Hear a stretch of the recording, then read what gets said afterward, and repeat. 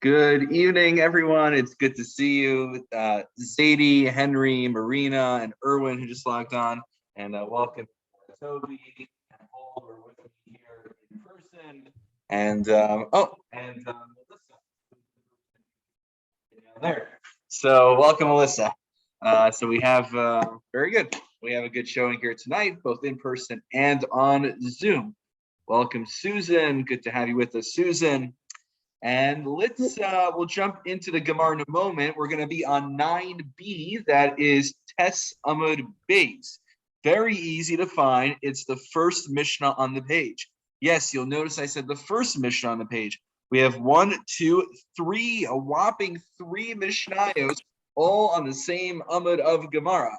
That's actually a good sign because sometimes, many times, you have a full Amud just of Gemara. And it could be one long sugya. So this is nice because it'll compartmentalize the topics. So that way it'll be more bite-sized. And I don't think anything we're doing is going to be overly complicated this evening. But if I say it's not really complicated, it'll be complicated. That's what happens. A rabbi gets up and says, I'm not going to speak for that long the Shabbos. And then, that's what happens when we make promises like that.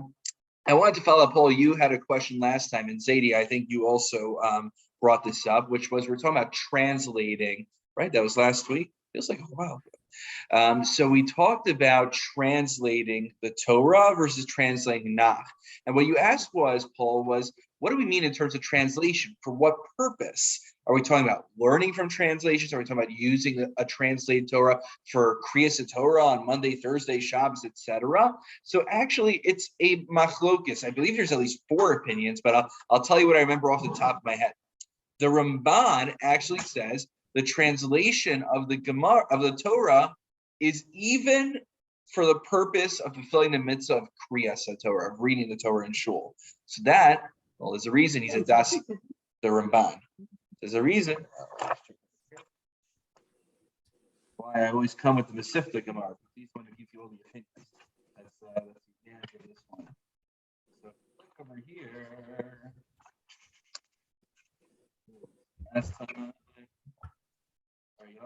Here it is.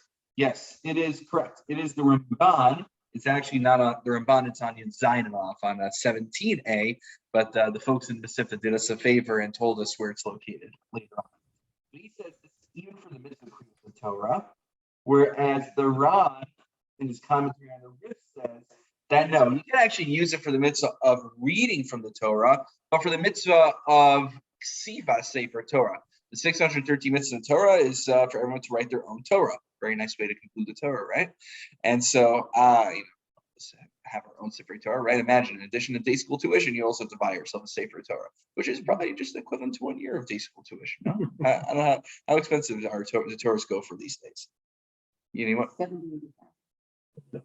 Okay, so Harvard tuition, 1 year of Harvard tuition. I don't know. But it's funny. I was talking to the sofer. We had a Pesach fair on Sunday, and I was talking to the sofer who we had here, and so a woman said, why are the prices so expensive? He said, this is crazy. Listen to this. Now, you would think, supply chains in Russia and this and that. This is the real reason. He said, during COVID, a lot of people died. And so there's demand to dedicate more Sifrei Torah for all the people who passed away. And because there was such a high demand and a limited supply, all the prices went up. And that's crazy when you think about it, no?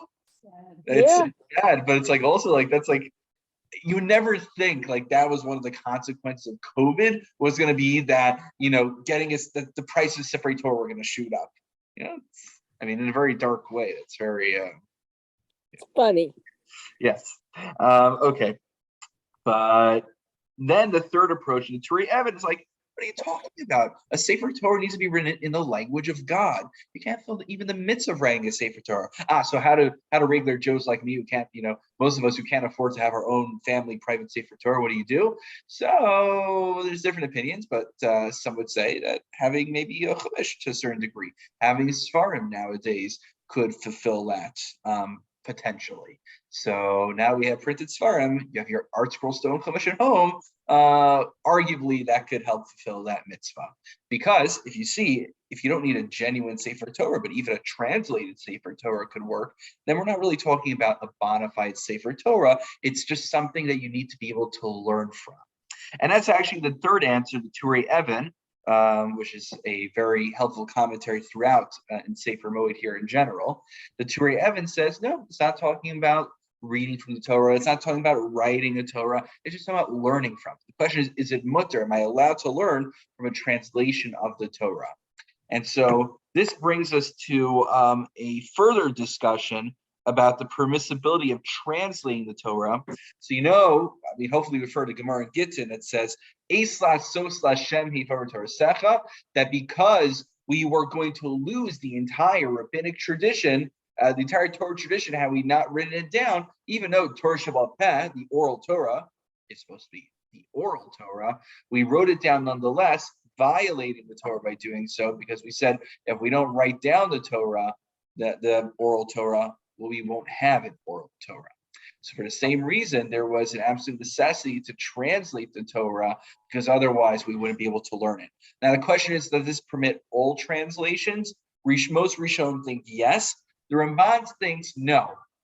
Why does he say no? Well, if you join me and you flip back a few pages, more than a few pages, to Gimel Amud Aleph, to 3a. If it's too much trouble, you don't have to flip all the way back. I know the art scrolls have a lot more pages. But if you look on 3a and Gimel Amud Aleph, you'll remember that the Gemara told us that Onkelos translated the Torah and Rabbeinu Yonasan translated Nevi'im. He wanted to translate Ksuvim, but God said, "You've had enough of a field day. Don't test me that much." And so Ramban says these translations, there's a special Masorah for them. God approved of these translations. But who are we to just come along and make our own translations? And so Rav Moshe Feinstein was posed with this question. And Rav Moshe said, yeah, you know what? Really, we shouldn't be making all of our own translations for Sifrei Tanakh. But you know what? If some guy who is not faithful to Torah, I don't know what he was worried about, like the JPS Tanakh, I don't know what he was concerned about in particular, but if some academic is going to go ahead and give his own translation, it behooves us to write one that's more faithful to the rabbinic tradition. And so on that basis, if we're not going to translate it, then someone else who's not faithful to our tradition will translate it. And so it behooves us to translate it for the masses. So this is a broader halachic discussion, but Paul, because you asked that question, it got me to look into it. And I'd be remiss if I didn't share some of my findings with all of you. So there we have it. And with that, wrapping up our discussion of translations from last year, we will now go into Tes Amud Beis 9b, starting at the Mishnah. Toby, is it to the first power or second power for our friends? To the first power, so the first page in the art scroll, folks. Here we go. So here's what we got to know. We actually learned this back in the Makos days. It was toward the end of, I think, Makos as well. I don't know if it's the end, somewhere in it. What is that? Oh. Rain. That's rain. Oh, I thought someone was like pulling something. Okay. So basically, there was a special Shemen HaMishcha. There was a special oil that Moshe Rabbeinu consecrated, and this jar of oil was used to appoint all future Kohanim Gedolim, all future high priests. The issue was, if you look at Rashi, Rashi points out that during the first temple in Bayis Rishon, Moshe Yoshiyahu, the Elech Shenignas Solocha Shel Shemen HaMishcha, Yoshiyahu knew that things were going south, and he hid a number of things. And one of the things that he put into hiding was this flask of oil that had the original oil from Moshe Rabbeinu.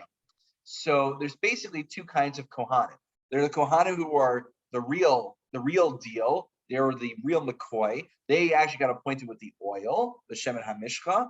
And then the other way to do it without the oil was Meruba Begadim, that they would put on the 8 vestments of the Kohen Gadol, and that's how they would be coronated. That's how they would be investitured into the being a Kohen Gadol. I learned that word when President Berman became the president of YU.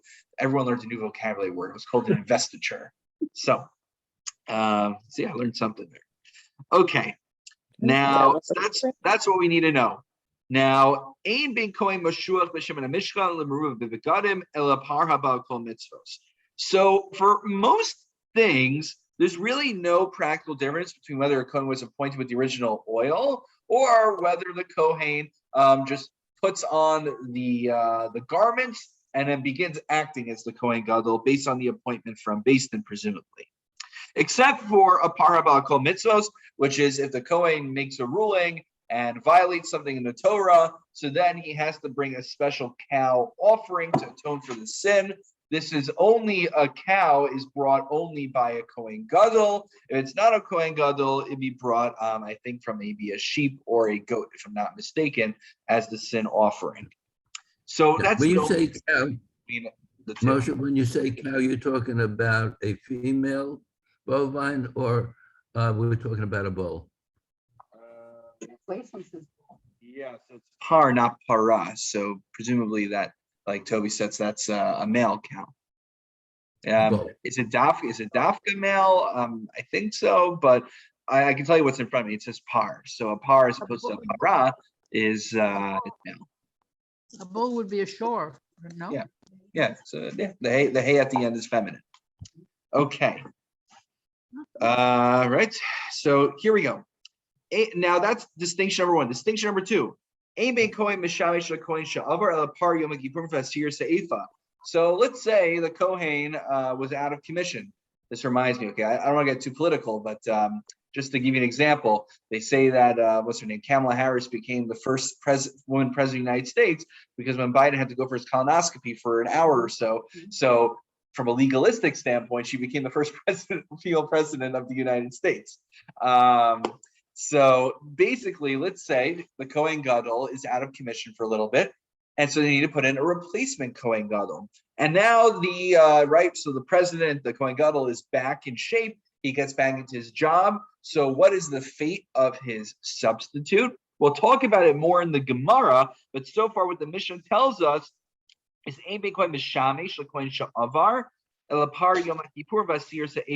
since the cow that's brought as a sacrifice on Yom Kippur, as well as the daily mincha offering, which required an asir se'efa, a tenth of the ephah that he would bring.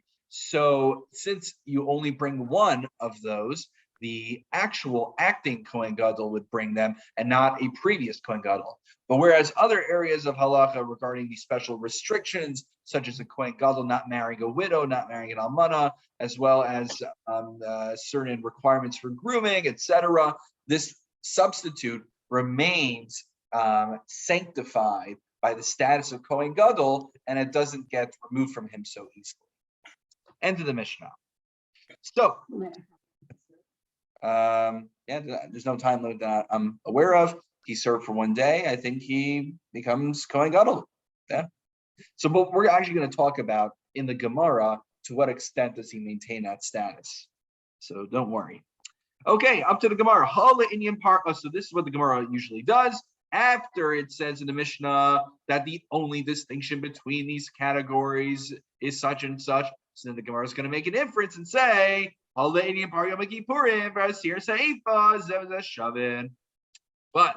when it comes to the par Yom Kippur Asir Seifa, so we said the distinction in the Seifa, the latter part of the Mishnah, between the current Kohen Gadol versus a previous substitute is whether he could bring the Asir Seifa as well as the par Yom HaKippurim. So we can infer from here that regarding the distinction at the beginning of the Mishnah between both are talking about active Kohanim Gedolim. Just one was not appointed with the Shemen HaMishka, with the oil. So we can infer that a Kohen Gadol who was not appointed with Shemen HaMishka, even he is able to bring the cow on Yom HaKippurim, as well as the daily mincha offering of the Kohen Gadol, the Asir Sa'efa. Good. That's the inference that the Gemara makes. End of that mini section. The next section will bring us straight to the next mission.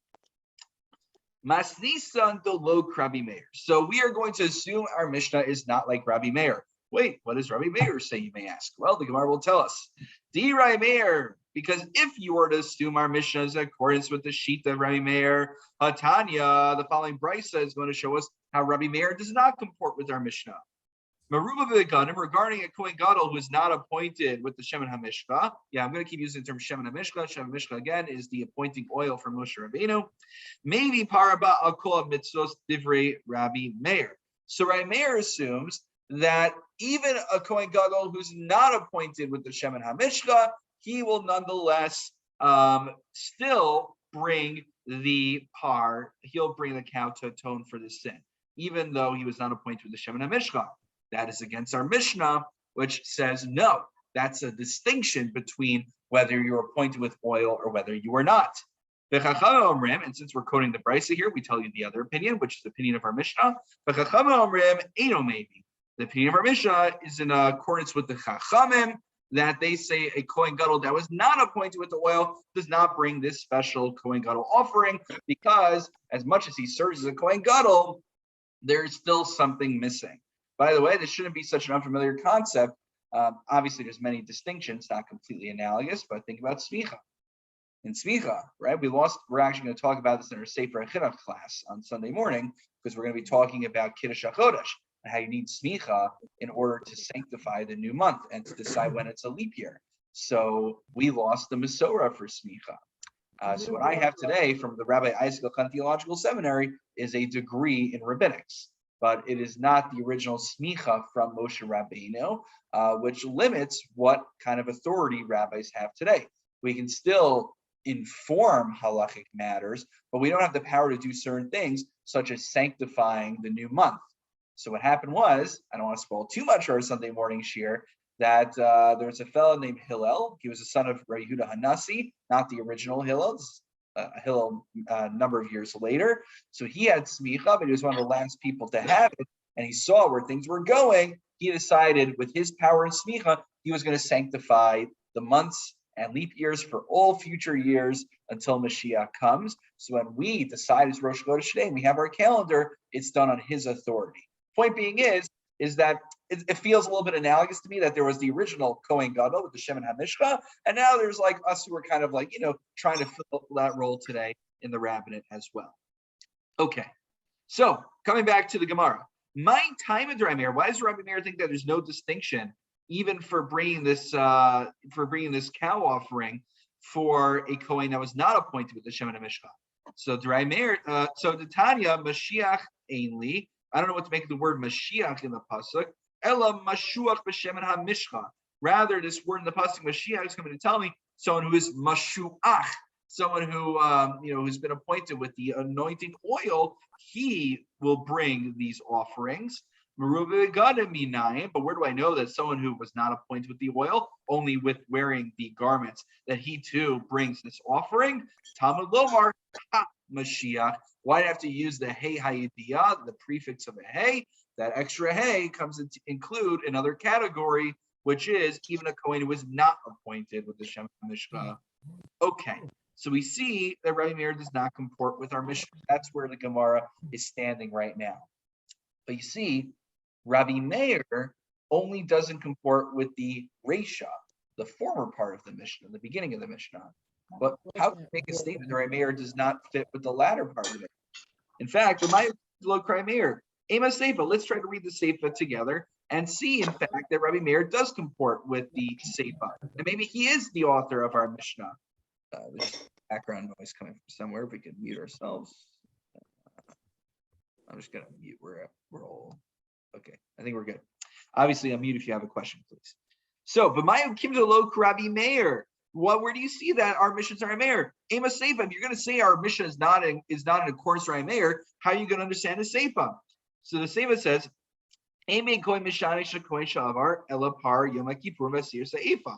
so what does that imply? That the only two differences between a previous Kohen Gadol and the current Kohen Gadol are these two offerings. So this would imply that for all other matters, they are equals. Even the guy who was only a previous substitute for all other matters is a Kohen Gadol for all other purposes. Also, Rabbi Meir, and in fact, this is the opinion of Rabbi Meir, Titania, Irabo Psul. If the first Kohen Gadol has some sort of temporary disqualification, Umino Kohen Acher Tachtav, they temporarily appointed another Kohen in his stead. So what happens after he is able to reassume his position? Rishon Chozer Lavodoso, the original Kohen Gadol takes back his position. Sheni Kol Mitzkuna Gedola Alav. The second guy, who's no longer the acting Kohen Gadol, still, except for those two things mentioned in the Mishnah, for all intents and purposes, has the status of a Kohen Gadol, even if he's not an acting Kohen Gadol, Divrei Rabbi Meir. So we're going to read the other opinion in this brisa, but basically the point we're getting to is Rabbi Meir comports with the seif of our Mishnah. So if Rabbi Meir fits with the seif of our Mishnah, well, it's a little hard to understand how he doesn't comport with the beginning of our Mishnah. That's going to be our problem. But because we quote the brisa, we're going to quote a counter opinion to Rabbi Meir. And this is very interesting, in my opinion. Right? Yossi Omer, Rishon Chozel Avodaso, when the original Kohen comes back, he reassumes his position. But Shani, listen to what happens to him. Eino Roy Lola Kohen Gadol, Lola Kohen Hedio. He can't serve as the Kohen Gadol anymore, but nor can he serve in any capacity as a Kohen Hedio, as a regular Joe Kohen either. Rabbi Yossi, in fact, this isn't just a theoretical, this is a story that happened. Ma'aseh Rabbi Yossi ben Ulam Mitzipori. This happened to Rabbi Yossi ben Ulam Mitzipori. She'iro Psul Kohen Gadol. What happened was that the Kohen Gadol during his time was disqualified temporarily. We knew Tachtav, and so he, this Rabbi Yossi ben Ulam Mitzipori, temporarily assumed the position of Kohen Gadol. Uba Ma'aseh Chachamim. And when this incident came before the rabbis, and they had to decide what to do with him now that the previous Kohen Gadol reassumed his position, the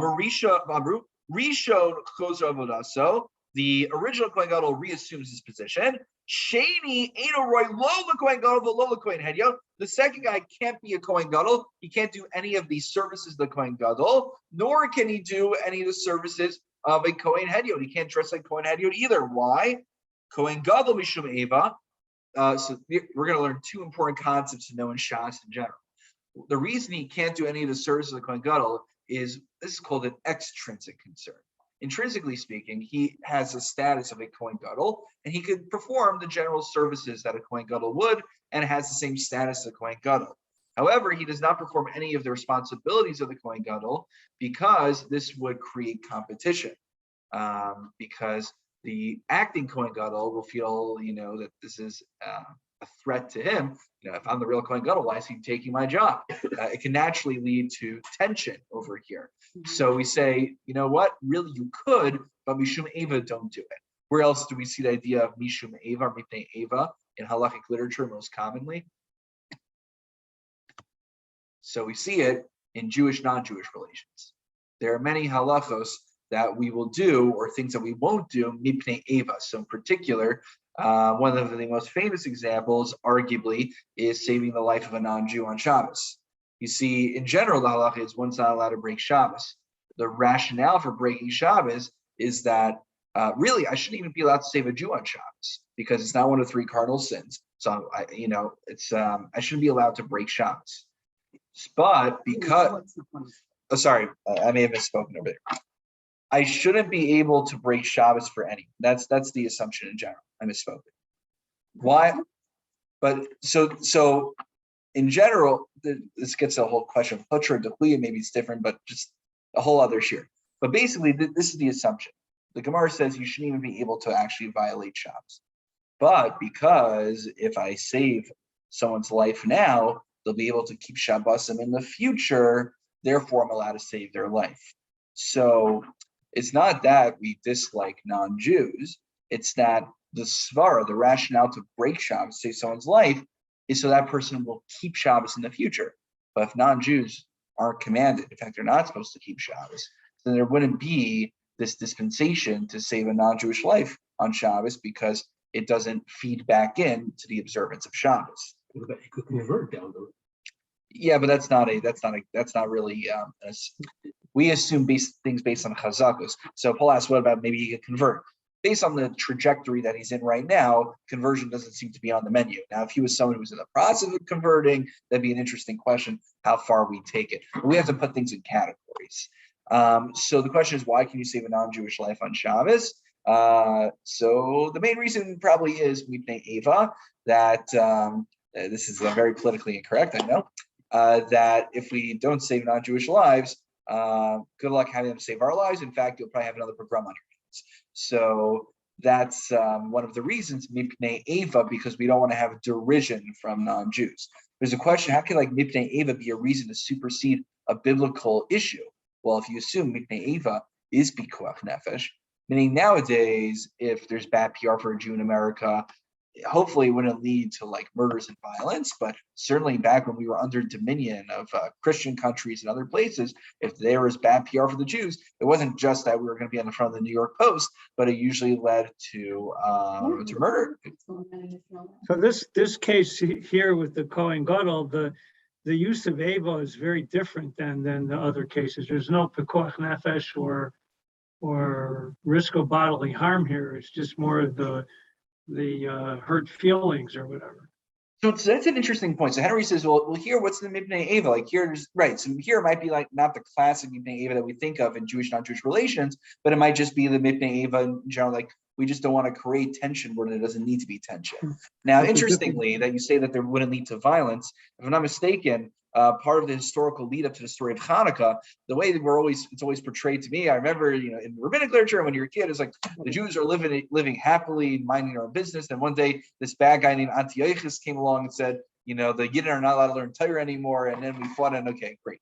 So, but what actually happened before him was there was like civil wars amongst the Jews. And people were fighting and vying for the position of Kohen Gadol. It became a political position more than anything else. Right. Okay. So in that I context, don't know if this is what they mean here in the Gemara, but it actually did lead to violence. Okay. So, but your point's well taken. Okay, now that's why the replacement guy, the substitute, will not retain his position as a Kohen Gadol. However, so why is he any worse? Why can't he serve at least as a regular Kohen? So the reason he can't be a Kohen Hediod is that, this is another concept we see in Hanukkah.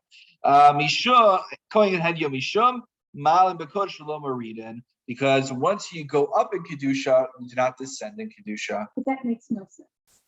This doesn't go to nothing, that going down, as opposed to an intermediate.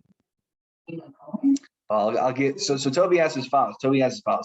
Isn't it worse to go from a position of being a Kohen Gadol to nothing versus Kohen Gadol to Kohen Hediod? And I'll answer you no, and I'll tell you why. Imagine someone is the president of the United States of America, and then after they're done with their term as president, they become a congressman again, or they just retire and they go to Mar-a-Lago or do whatever they're doing. I'm just saying my perspective is I think it's more undignified. Once you're at the top, once you're at the pinnacle of the government, to then go become like a governor or to become a standard congressman again. Once you're the president, I don't know if you're allowed to legally. Are you allowed to do that? Yeah. Okay, good. We got our lawyers over here. You're a lawyer, Paul? I was in politics. Oh, you're a politics. Oh, I didn't know. But I have a lawyer. Oh, interesting. You'll share that with me sometime. So it did happen early in the history of this country. One of the earliest presidents did become a congressman. Really? Which one? Which one? I don't recall. This is why I have my grandfather. You bring much wisdom to the table. So you'll let us know which history. A senator became a member of the House. Yeah, I guess a member of the House is like it's a darga. It's madriga lower than senator. Because you only get 2 per state. But like House here, California, there can be millions.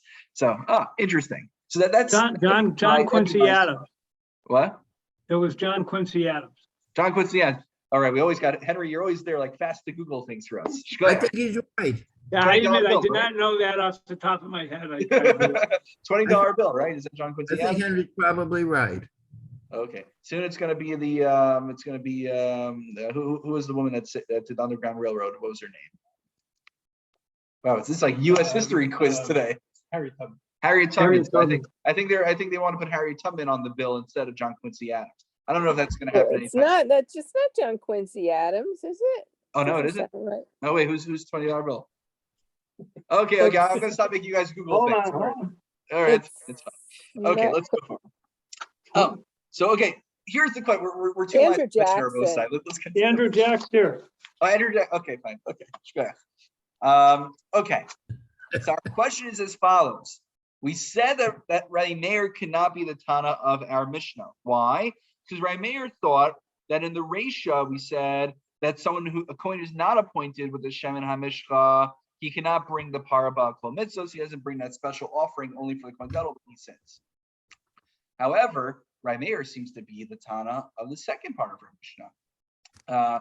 The second part of our Mishnah, which says that a Kohen who was a fill-in Kohen Gadol, except for two areas, essentially retains his status as a Kohen Gadol even after the original guy reassumes his position. So how do I make sense of the fact that Rabbi Meir only partially concurs with this Mishnah? Is this Mishnah according to Rabbi Meir or is it not according to Rabbi Meir? So the good question of Gemara is, Reish Rabbanu Sefer Rabbi Meir, Arakista in. Yep, in Achinami, Reish Rabbanu Sefer Rabbi Meir. The beginning of the Mishnah is in accordance with Rabbanan, the Sefer is in accordance with Rabbi Meir. Rav Yosef Amar, alternatively, Rebbe even Asavla with the Tanai.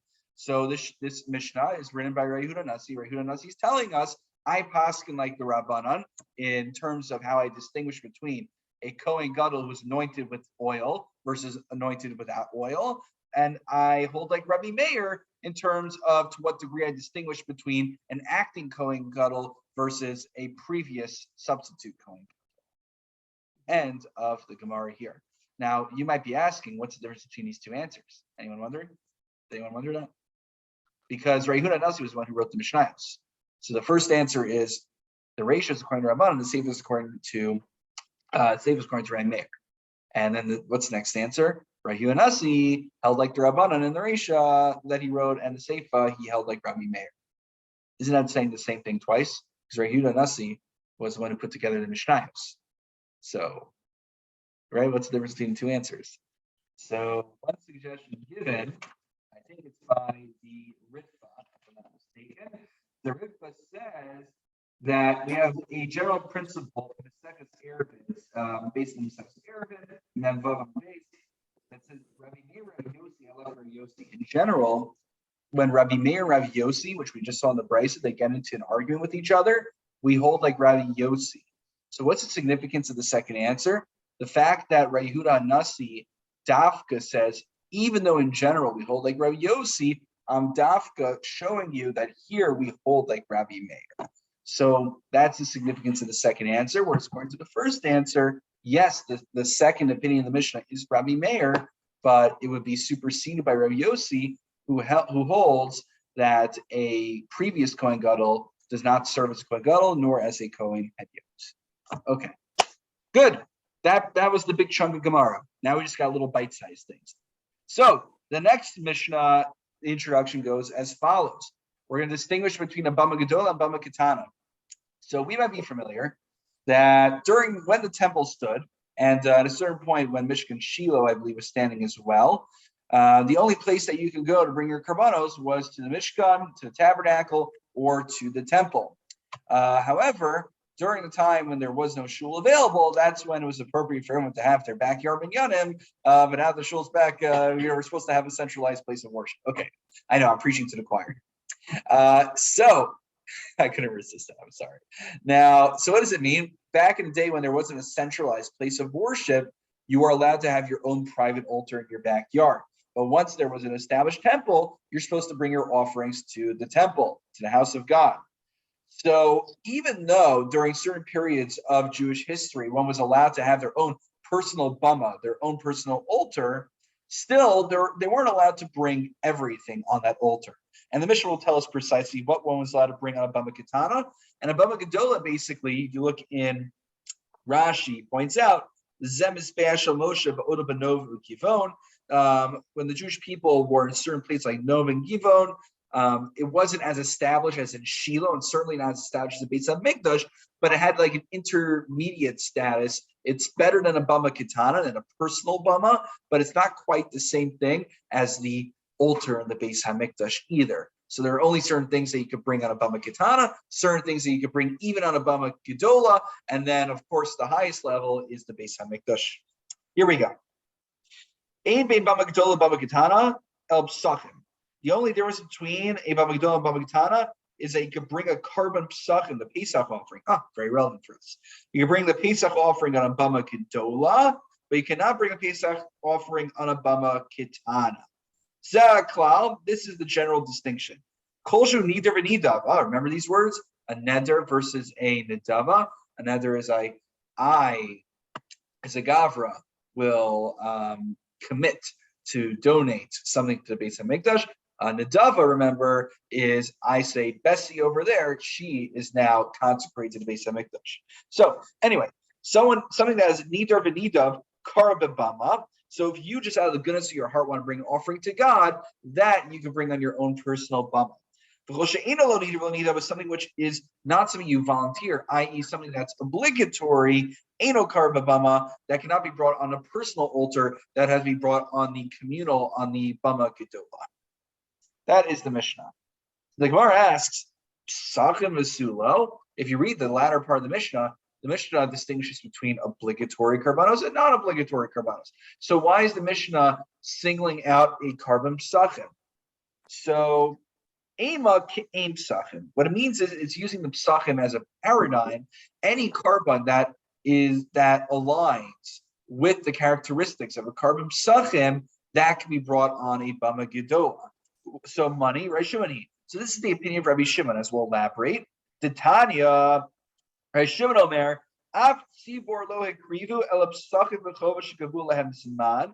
So even a tzibor can only bring on a bama gedola karbanos that are obligatory, but also they can't just be obligatory ones, but only the obligatory ones that have a special zman.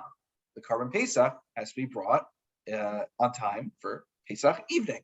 So karbanos that are tied to Yom Tovim, they're tied to certain times of year. Those are obligatory offerings that have a designated time.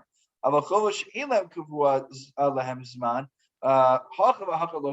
whereas certain karbanos, Rashi talks about a par helim davar and other examples as well, karbanos that were obligatory, like certain sin offerings that don't have an established time, those cannot be brought on any form of bamos. Those can only be brought in the Beis Hamikdash itself. And with that, that brings us to the end of that Gemara, and we have one final Mishnah. Now, this Mishnah, we'll start the Mishnah tonight, and then the Gemara, God willing, we'll do next week. This is going to be extremely interesting because it ties into Shemitah a lot, and maybe we'll do a shir on Shemitah about this. Next week, we're going to talk about Kedusha Rishona, Kedusha Shniya, where basically there's a question about to what degree is Eretz Yisrael still consecrated today? Now, we have a concept of Kedushas Haaretz, that Eretz Yisrael is a holy place, but to what degree does it remain sanctified? So the question we're going to talk about is when Yehoshua came in, I'll tell you what we generally assume. The Gemara will talk more about this, that when Yeshua came in during the first conquest of Israel, he sanctified the land. But then when we got kicked out of it, it lost its sanctity. But then Rambam says, when we came back the second time, the Oli Bavel, those who came up from Babylonia and came and built the second temple, even though the second temple was destroyed, Eretz Yisrael retains its sanctity. Now, Lamai Nafkamina, what's the distinction? Well, Shemitah nowadays is an important question. To what degree is the mitzvah shvius, our agricultural laws, biblical or rabbinical? So if you assume that Shemitah is biblical today, that is contingent on assuming there remains a certain degree of sanctity from that earlier conquest. So I'm just whetting your appetites. This will be our shir, God willing, next week. But let's just see the Mishnah that basically is the springboard for this discussion. I don't about the last one. Yeah. You got these three levels. You got a korban that's not obligatory and not time bound. You can do it on a personal altar. You got one that is obligatory but not time bound. That would seem to be less of a modeling the Kodesh kind of analysis than something that is obligatory and time bound. So Paul's asking is, it seems a little bit counterintuitive, just a question on the previous Mishnah or Gemara, that you would think something which is obligatory and non-time bound is a little bit more personal and should be able to be brought on a bama, whereas you would think the highest degree is something that is obligatory and has a designated time. So why is it that way? That is a great question. I don't have an answer offhand. We'd have to see Rabbi Shimon. I believe it's quoting from a Gemara, Mishnah. It's quoting from Zvachim. Yeah. So we'd have to look at Zvachim, Kuf Yud Zayin Amud Aleph, and hopefully there. I think there's actually a third answer to, not third. There's another answer the Gemara maybe offered there. I could be wrong. So great question. Maybe that'll be what we open up with next time. We'll see. Okay. So let's go into the Mishnah, our final Mishnah. Ein bein Shiloh Yerushalayim. So remember, the Mishkan was in Shiloh for a while. All those who are in Dr. Wagshul Shmuel Shir, I'm sure you've heard about Mishkan Shiloh at this point, hopefully. So Ein bein Shiloh Yerushalayim. There's no difference between Shiloh and Yerushalayim. Shiloh ochlin kachim kalam ma'aser shein b'chol ruah. Yerushalayim lifnim min hachom. So Shiloh enjoyed a status of basically being as close to the status of Beis HaMikdash as possible. And so remember, we talked about this extensively when we learned Makos, that we have something called Meiser Sheni, which are ties that you will transfer onto your coins usually. You'll bring them to Yerushalayim, you'll buy food there, and you'll eat them in Yerushalayim. So the Mishkan and Shiloh didn't have walls. So anyone who was basically within eyesight of Mishkan Shiloh, you could see it from a distance. That's basically you were there, and you're allowed to eat Meiser Sheni. And once Yerushalayim was built, you have to be within the walls of Yerushalayim to eat Meiser Sheni. And same thing for lower forms of kachim, of sacrifices. And Yerushalayim lifnim minachom. Ukavakan kachi kachim nechal lifnim minachlayim. But whether you were in the Mishkan, whether you were in the Beis HaMikdash, kachi kachim. So these are anything like a chatzos and asham offerings, sin offerings, which are a higher form of sanctity eaten by the kohanim. Those had to be eaten behind the curtains. The idea behind the curtains was in the Mishkan, they had curtains. There were walls for the Azar, for the courtyard in the Beis HaMikdash. So that means not just in Yerushalayim, but basically within the sanctum of the Beis HaMikdash, or within the sanctum of the Mishkan, because this actually does work intuitively, Paul, since they have a higher level of Kedusha, they have to be closer to the source of the Kedusha. Then, finally, Kedusha Shiloh, Yesh Achra Heter, after Mishkan Shiloh was disbanded, Bamos were permitted once more. But once the Beis HaMikdash was destroyed, right, you might be asking yourselves, wait, if we don't have a Beis HaMikdash today, why can I have a personal altar in my backyard? So we'll explain next week. After the Beis HaMikdash was destroyed, we did not re-permit Bamos. And so what's interesting is you can actually go to Eretz Yisrael today. When I was in Shalavim, they brought us to Shiloh. Oh yeah, and so they'll bring you to where they believe archaeologically, where they suggest this is where Mishkan Shiloh stood. And yeah, they found some remnants over there. And so like we're standing like, oh wait, are we allowed to stand there? Like yes, because after Mishkan Shiloh was disbanded, there was no Kedusha there. The Kedusha was only there so long as the Mishkan remained there. Whereas the Beis HaMikdash, even though the Beis HaMikdash was destroyed, the Kedusha there remains intact. And God willing, we'll talk about this in greater depth next week. So again, shkoach everyone for coming in person as well as on Zoom, and wishing everyone a good Shabbos. I'll take questions, Toby first, then we'll go to our friends on the computer.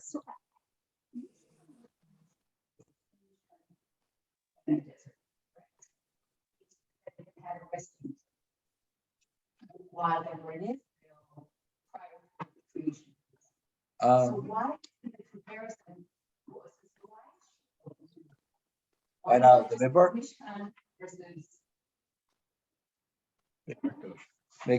Why not make? Sorry, why not? What should the distinction be? Just between Mishkan. Toby's asking why do we use Shiloh as our point of comparison? Why not the Mishkan in the Midbar? I think also because basically we wanted to make certain points about Shiloh in addition to that. There's a few, like for instance, the idea of permitting Bamos after Shiloh versus Bamos after Beis HaMikdash. So I think that was the point that it was trying to make. But I think Mefarshim point out, if I remember correctly when I was preparing this, that the same idea of eating it, what was the language again? Lifnim min haklayim, it would also apply in the desert as well. The bigger chiddush, I think, also is that Shiloh was like established in Israel already, so it has a little bit more point of comparison to the Beis HaMikdash. That's my understanding of it. Okay, any questions from our friends on the computer? Okay, have a wonderful Shabbos, everyone. Shkoyah for coming, and we have a very fun and relevant discussion, God willing, for next week's Gemara Shir. Take care. Okay, thank you. Good night. Good Shabbos, everyone. Good Shabbos.